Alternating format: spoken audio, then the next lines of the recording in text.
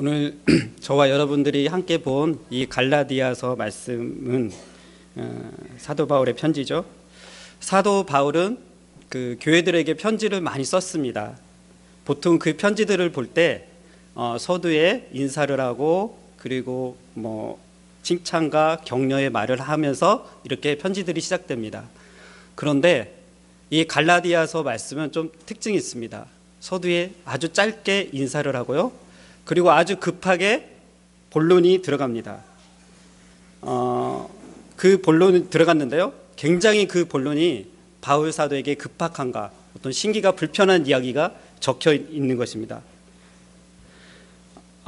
처음 전했던 오늘 말씀을 함께 읽었는데요. 처음 전했던 바울 사도가 전했던 십자가 복음이 그 성도들에게 있는 게 아니라 다른 복음이 그들에게 지금 전해지고 있다는 것을 들었기 때문입니다. 그때 갈라디아 교인들에게 들었던 다른 복음은 무엇이었습니까? 그것은 복음을 들었던 그 헬라인들이 어떤 유대인 지도자들이 할례를 받아야만 구원에 이를 수 있다 하는 율법들을 강조하면서 그들을 혼돈시켰던 것입니다. 복음 앞에 어떤 행위적인 것들, 복음 앞에 어떤 율법적인 잣대를 들이대면서 구원이 혼란스럽게 만들었던 상황이었던 것입니다. 복음의 주체는 무엇입니까? 복음의 주체는 오직 예수 그리스도입니다.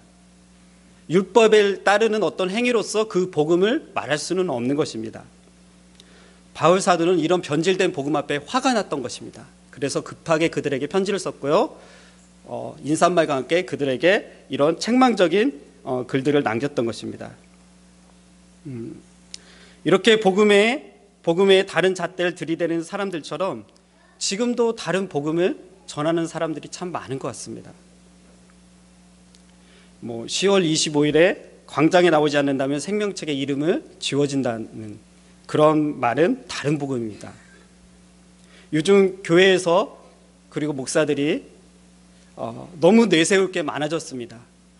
그리고 세상 속에 드러나는 일들이 참 많았습니다. 교회 이름이 드러나고 또 자기 이름이 드러나는 일들을 경계해야 되는데요. 너무나도 세상적으로 그리고 그 일들이 만연해 있는 것을 보게 됩니다.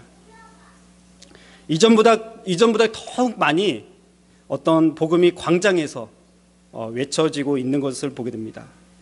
저는 복음은 이런 광장에서 외쳐지는 게 아니라 광야에서 외쳐져야 된다고 저는 생각됩니다. 광장의 소리는 사람들의 환심을 사는 소리입니다.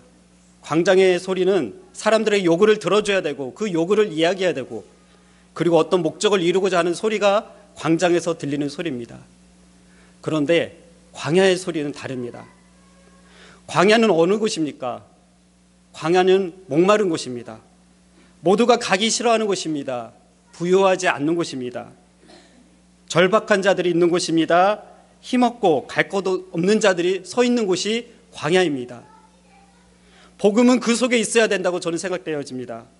십자가 복음이 필요한 곳은 그 광야 같은 길을 걷고 있는 사람들, 그 광야 같은 마음속에 절박함과 마른 마음을 가지고 있는 사람들 안에 그 복음이 전해져야 되고 그들과 함께 하는 것이 바로 십자가 복음이라고 생각되어집니다. 그런데 교회가 그 광야 같은 영성을 잃어버리고 어떤 목적이 있고 어떤 요구가 있고 어떤 만남을 원하는 자들이 모이는 광장 같은 그런 교회의 모습을 지금 갖고 있지 않는가 저는 돌아보게 됩니다. 바른 복음이 전해지지 않으니까요.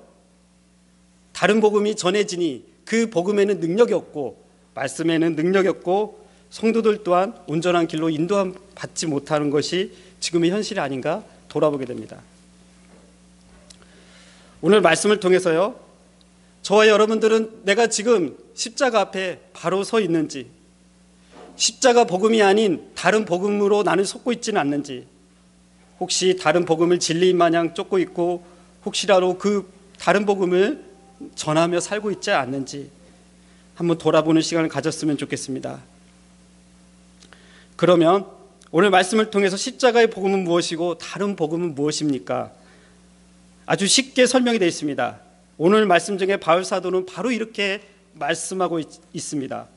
사람들을 좋게 하는 것, 다른 복음. 하나님을 좋게 하는 것, 십자가 복음. 사람들에게 기쁨을 구하는 것, 다른 복음.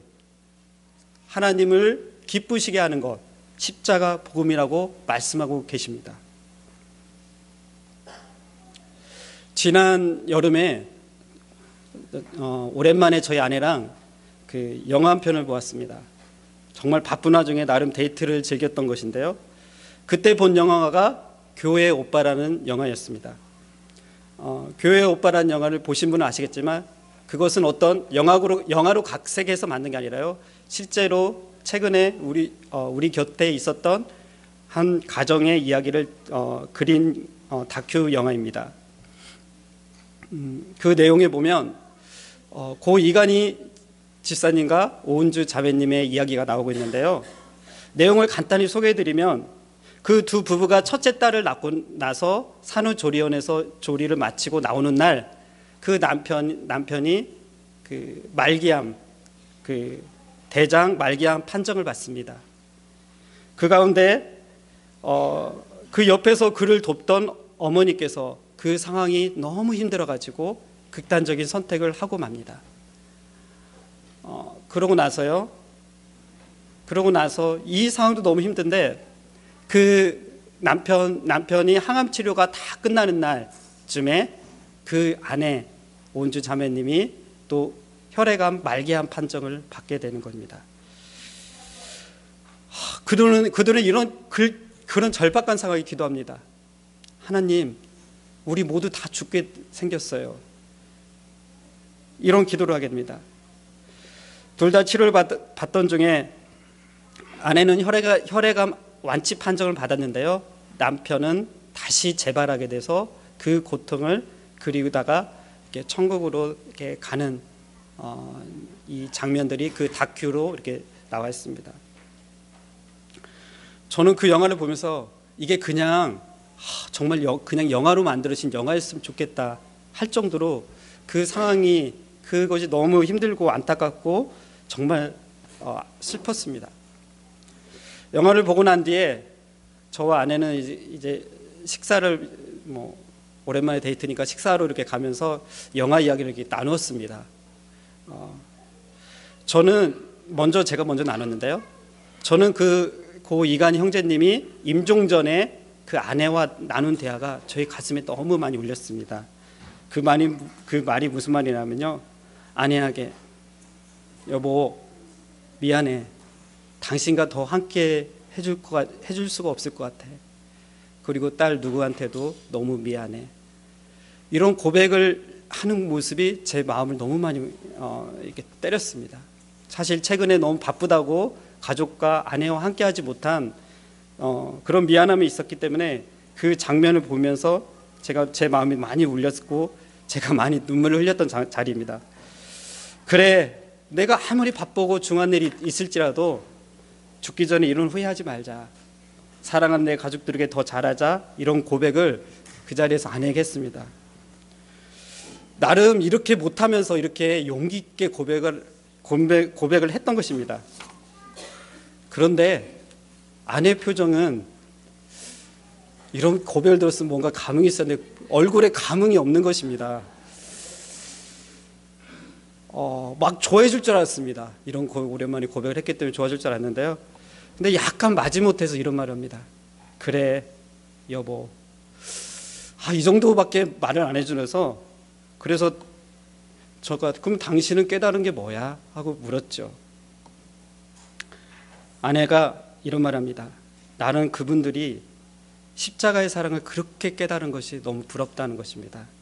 나에게 그런 사항이 주어지면서 나도 그 십자가의 은혜를 정말 깊이 깨닫고 싶다는 고백을 하는 겁니다. 사실 저희 아내는 결혼 후부터 이 십자가의 사랑에 대해서 저에게 늘 질문했습니다. 그 십자가 사랑을 자기는 잘 모르겠다는 겁니다.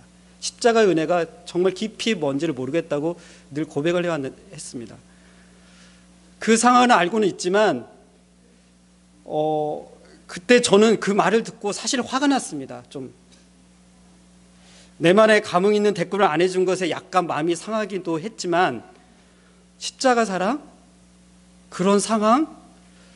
그러면 나도 내가 암에 걸릴까? 아니면 우리 앞에 어떤 시련이 찾아와야 하는 거야? 아내의 말은 사실 그런 건 아니었지만 이미 속이 좁아진 상태에 있는 저는 좀 마음이 상했습니다.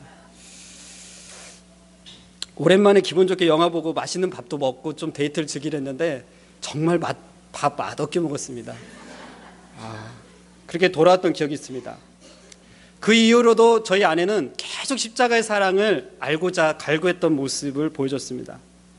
저는 그 이후로도 여전히 속이 좁아진 채로 하나님을 좋게 하는 삶보다는 사람들을 좋게 하는 삶을 살아갔습니다. 얼마 전에 제가 이 자리에서 영적 일기 나눔을 했던 내용들인데요. 제가 푸른숲이라는 사업체가 통해서 사람을 세우고 돈을 벌어서 그것들을 나누는 일을 주된 목적이라는 것을 앞에 세우고 참 열심히 일했습니다. 이게 내 사명이고 내 사역이고 목회자의 소명이라고 말하면서 일을 했습니다. 그리고 나름 푸른숲을 이곳까지 잘 끌고 왔다고 저는 생각했습니다. 그런데 돌아보니 일을 하면서 저는 사람이 먼저였던 것입니다. 그 먼저인 사람을 위해 열심히 도와주고 돈을 벌게 해주고 그 먼저인 사람을 위해서 밤새 마음 아파하기도 하고 가슴이 터질 만한 고민도 했었습니다. 그런데요, 이 일은 끝이 없는 거예요. 결론도 나지 않아요. 끊임없는 요구와 욕심과 좌절이 저에게 따라왔습니다. 이게 바로 사람을 기쁘게 해주는 일의 결과였던 것입니다. 그런데 어느 날부터인가 하나님이 저를 만지시기 시작했습니다. 이게 아니라는 사실을 알게 해주셨습니다. 십자가 은혜보다 나의 일과 나의 자랑이 내 앞에 있었던 것을 발견하게 해주셨습니다. 하나님을 좋게 하는 일보다 사람을 좋게 하는 일을 내가 더 마음을 두고 살았구나 하는 것을 하나님이 깨닫게 해주셨습니다. 그 변화의 시작이 나에게 언제부터였을까 하고 저는 곰곰이 생각해 봤습니다. 저를 위해서 눈물로 기도해주는 저희 아내와 그리고 저희 직원들이 있습니다. 그런 기도도 있었고요.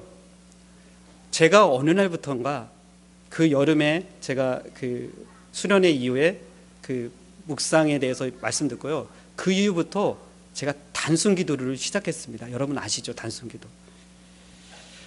제가 새벽에 일어나면 막 그때가 제일 촉박합니다. 빨리 가서 늦어서 빨리 가서 좋은 물건 빨리 잡아야지 하는 그런 급박한 상황인데 저 일어나서 그 시장에 가는 동안 집이 가까워서 한 10분 정도 됩니다. 가는 동안 단순 기도를 계속 고백합니다. 주 예수여 십자가의 은혜로 저를 불쌍히 여기소서. 주 예수여 십자가의 은혜로 저를 불쌍히 여기소서. 주 예수여 십자가의 은혜로 저를 불쌍히 여기소서. 계속 이것을 고백하며 갑니다. 주 예수여 저를 불쌍히 여기주옵소서. 다른 말 하지 않고 차를 타고 가는 10분 동안 시장에 가는 동안 이 기도를 반복합니다. 주 예수여 십자가의 은혜로 저를 불쌍히 여기소서. 그 고백 속에 저의 연약함이 들어있습니다. 그 고백 속에 저는 저를 살려달라고 하나님께 외치고 있었습니다. 그 고백 속에 십자가의 은혜를 깨닫게 해달라고 저는 구하고 있었던 것입니다. 여러분, 저희 목사님께 배운 이 단순 기도가 아무것도 아닌 것 같은데요, 정말 큰 기도였던 것입니다. 이 몇 마디 문장 속에 우리 연약함을 회개하게 됩니다. 그분의 은혜를 구하게 됩니다. 깨닫게 해달라는 간구가 있습니다. 이게 우리 삶에 제일 중요합니다. 이게 우리 믿음 생활에 제일 중요합니다. 십자가 은혜를 깨닫는 것, 십자가가 결론이라는 것을 내가 고백하는 것, 나는 이미 십자가에 못 박혀 그리스도만 바라보고 살아가야 될 존재라는 것을 고백하는 일, 그걸 바로 알고 날마다 그 십자가를 묵상하며 살아가는 저와 여러분들이 되었으면 좋겠습니다. 그때서야 비로소 하나님을 좋게 하고 하나님을 기쁘게 할 수 있습니다. 사람을 좋게 하는 다른 복음이 우리를 넘어뜨릴 수 없습니다. 사람들은 이 땅에서 축복받으며 살기를 소망하고 있습니다. 잘 살기를 원하고 있습니다. 그런데 그 축복받는 삶이 무엇일까요? 여러분 아세요? 그 해답은 바로 오늘 말씀에 있습니다. 오늘 말씀 보면 이런 말씀이 있습니다. 너희가 다른 복음을 전하면 저주를 받을 것이다. 그것을 반대로 말해볼까요? 너희가 십자가 복음을 전하면 축복을 받을 것이다. 이 말이 아닐까요? 물론 축복이 뭔지에 대해서는 다시 이야기를 해야겠지만 십자가의 복음을 전하는 삶이 복되고 복된 삶을 살 것이라는 것입니다. 축복받는 삶을 산다는 것입니다. 다시 한번 말해도 우리 삶의 해답은 바로 이 십자가의 복음입니다. 아무리 우리가 육체의 안위와 풍요를 위해 발버둥 쳐봤자 그것은 다른 복음 앞에 사는 것입니다. 우리가 하나님을 기쁘게 하는 것은 십자가의 복음을 전하며 사는 것입니다. 우리가 십자가의 복음을 전하는 것은 바로 하나님을 기쁘게 하는 것입니다. 그것을 하나님은 저와 여러분들에게 지금 원하고 계십니다. 갈라디아서 2장 20절 말씀에도 똑같이 이야기하고 있습니다. 오직 내가 그리스도와 함께 십자가에 못 박혔나니 그런즉 이제는 내가 산 것 아니요 오직 내 안에 그리스도께서 사신 것이라. 이제 내가 육체 가운데 사는 것은 나를 사랑하사 자기 몸 버리신 하나님의 아들을 믿는 믿음 안에서 사는 것이라. 이제는 우리가 해야 할 것은 이 십자가 복음과 함께 동행해야 됩니다. 아침에 일어나서 아무것도 없는 상황에서 십자가의 은혜를 한번 묵상해 보십시오. 주 예수여, 이 불쌍한 죄인을 용서해 주시옵소서 하고 고백해 보십시오. 일상을 보내면서도 숱한 일과 고민 속에서도 십자가를 바라보십시오. 하루를 마감하면서도 십자가로 결론을 맺을 수 있는 여러분들의 삶이 되시길 바랍니다. 오늘 아침에 오면서요, 혼자 이렇게 차를 타고 오면서 너무 마음이 떨리는 겁니다. 이렇게 정말 오랜만에 여러분들 앞에 이렇게 설교를 한다는 것이 너무 두려운 거예요.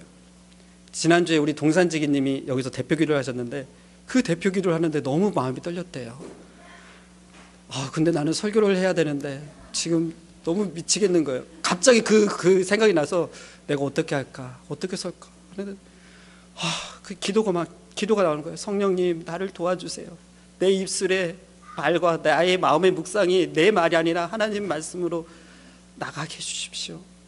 계속 하나님께 기도를 그 차를 운전하면서 하고 있었는데, 그렇게 기도를 하다가 이 단순 기도가 갑자기 되어지는 거예요. 주 예수여, 십자가의 은혜로 이 죄인을 불쌍히 여기소서. 주 예수여, 십자가의 은혜로 이 죄인을 불쌍히 여기소서. 그 기도를 하니까요, 갑자기 이 죄인이, 나 같은 사람이 이 자리에서 어떻게 말씀을 전할 수 있는지 너무 갑자기 그 두려움도 있고요, 떨림도 있는 거예요.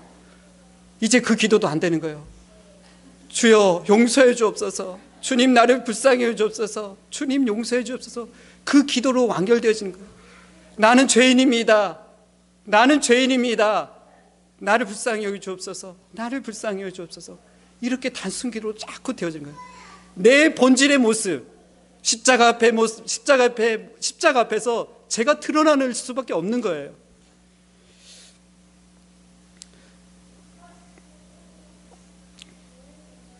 여러분, 우리는 뭔가 많이 알고 있는 것 같고, 뭔가 많은 것을 하는 것 같고, 우리에게는 뭔가 많은 걸 했지만, 하나님 앞에, 우리 십자가 앞에 우리가 우리 모습을 드러낸다면 정말 죄인된 모습밖에 보이지 않을 것입니다.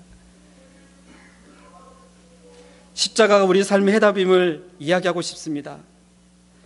다시 한번 일을 하든 말씀을 하든 꿈을 꾸든 가정을 꾸리든 이 십자가의 은혜가, 십자가의 복음이 우리를 살리고 우리에게 복을 주고 하나님을 기쁘게 하는 일임을 이야기하고 싶습니다.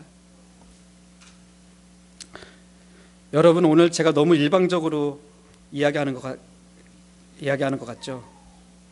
오늘만큼은 제가 너무 일방적이라도 이 십자가 은혜를 이야기하고 싶었습니다.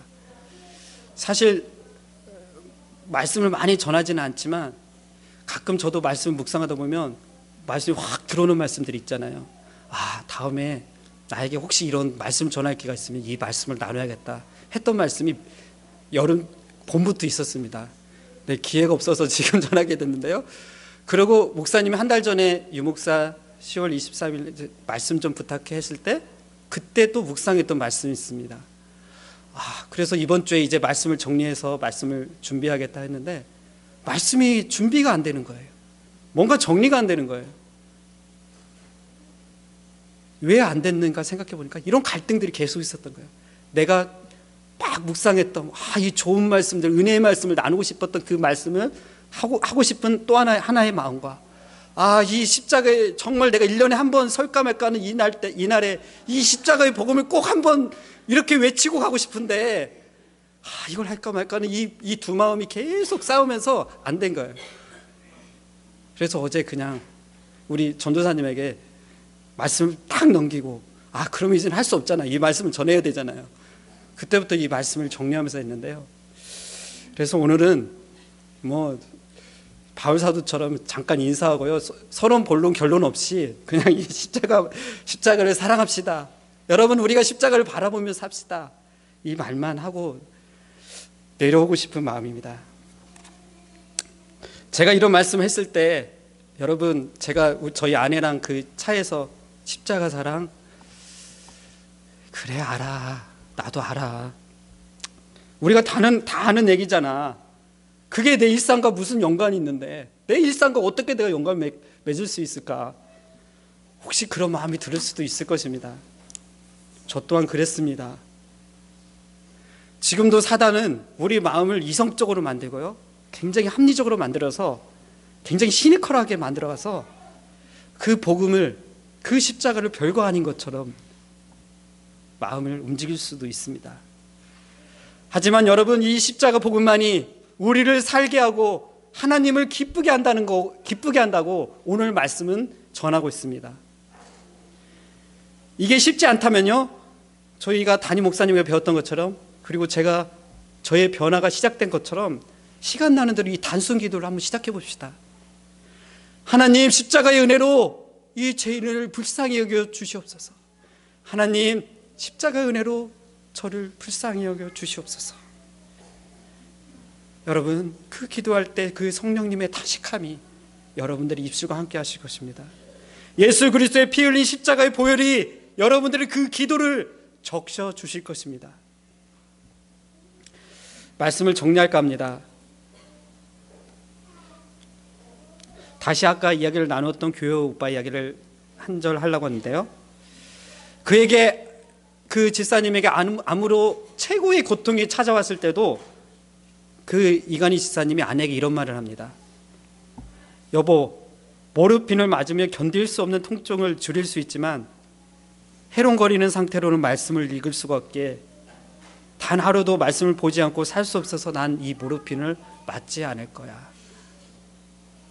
이렇게 큰 고통 앞에서도 하나님 앞에 버텼던 그 집사님이 임증을 코앞에 두고 또 이런 말을 합니다. 여보, 내가 가장 두려운 게 뭔지 알아? 아무리 기도를 해도 하나님이 반응하지 않으신다는 거야. 십자가에 계신 예수님과 같은 심정, 하나님과 단절된 느낌, 그게 지금 너무 두렵고 무서워. 이런 절망적인 탄식을 합니다. 이 대사를 들었을 때요, 우리 예수님께서 십자가 위에서 독백하면서 주여, 주여, 나를 버리시나이까 하는 그 독백이 이렇게 그 크로스 되면서 너무 마음이 아팠습니다. 그런 남편에게 아내는 눈물을 흘리며 남편 손을 꼭 붙잡고 이런 이야기를 해줍니다. 여보, 그래도 주님 붙들어야지, 주님 바라봐야지, 이 두 말을 아내에게 해주고 있습니다. 그리고 나서요, 자신의 40번째 생일이 되는 날 자정쯤에 그 이간희 집사님은 하나님 품으로 가셨습니다. 성도 여러분, 오늘 말씀을 듣고 지금 나는 누구를 기쁘게 하기 위해 살아가고 있는지 돌아보는 시간이 되었으면 좋겠습니다. 지금 내 안에 십자가의 복음이 선명하게 그려져 있는지 우리 마음의 속을 한번 들여다보았으면 좋겠습니다. 하나님, 십자가의 은혜로 이 죄인을 불쌍히 여기소서. 기도하겠습니다.